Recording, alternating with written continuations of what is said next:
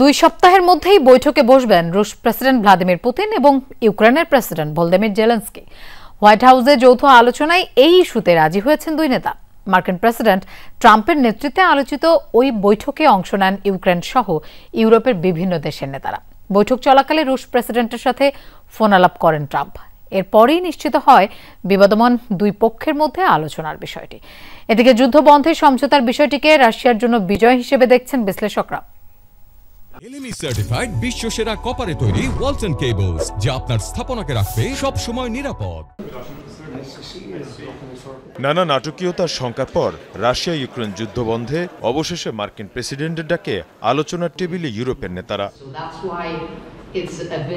সোমবার ডোনাল্ড ট্রাম্পের সাথে ইউক্রেনীয় প্রেসিডেন্ট ভলোদিমির জেলেনস্কির বৈঠকের পর শুরু হয় যৌথ আলোচনা, যাতে উপস্থিত ছিলেন ফরাসি প্রেসিডেন্ট, ব্রিটিশ প্রধানমন্ত্রী, জার্মান চ্যান্সেলর সহ ইউরোপীয় নেতাদের অনেকেই। এর পাশাপাশি সামরিক জোট ন্যাটোর মহাসচিবও ছিলেন বৈঠকে। সব পক্ষের আলোচনায় সিদ্ধ হয় ইউক্রেনের প্রেসিডেন্ট ভলোদিমির জেলেনস্কির সাথে 2 সপ্তাহের মধ্যেই বৈঠকে বসবেন রাশিয়ার প্রেসিডেন্ট ভ্লাদিমির পুতিন।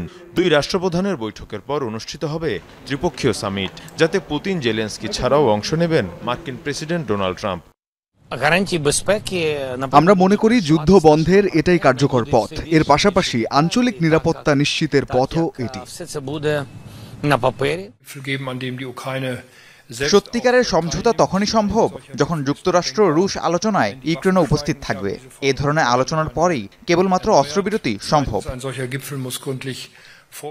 এদিকে হোয়াইট হাউসে ইউরোপীয় নেতাদের সাথে বৈঠক চলাকালেই রুশ প্রেসিডেন্ট ভ্লাদিমির পুতিনকে ফোন করেন মার্কিন প্রেসিডেন্ট ডোনাল্ড ট্রাম্প।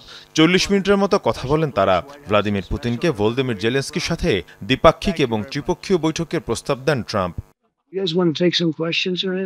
ত্রিপক্ষীয় আলোচনা হতে পারে এবং আমি মনে করি এটাই সবচেয়ে কার্যকর পথ। এর মাধ্যমেই যুদ্ধ বন্ধ করা সম্ভব। মনে হতে পারে এটা অসম্ভব কাজ, কিন্তু এটাই হওয়া উচিত। তবে বৈঠককে সবচেয়ে বড় অর্জন হিসেবে দেখা হচ্ছে রুশ প্রেসিডেন্ট ভ্লাদিমির পুতিনের জন্য।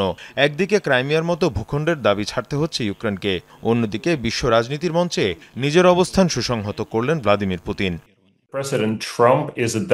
কোনো কিছুর বিনিময় ছাড়াই এটা পুতিনের জন্য অনেকটাই বড় বিজয়। মার্কিন প্রেসিডেন্টের সমকক্ষ হিসেবে এখন থেকে বিবেচিত হবেন রুশ প্রেসিডেন্ট।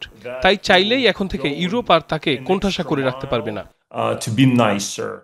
এর আগে শনিবার আলাস্কায় বৈঠকে বসেন রুশ প্রেসিডেন্ট ভ্লাদিমির পুতিন ও মার্কিন president Donald Trump. Mir Mushfika Hasan, Jamuna news.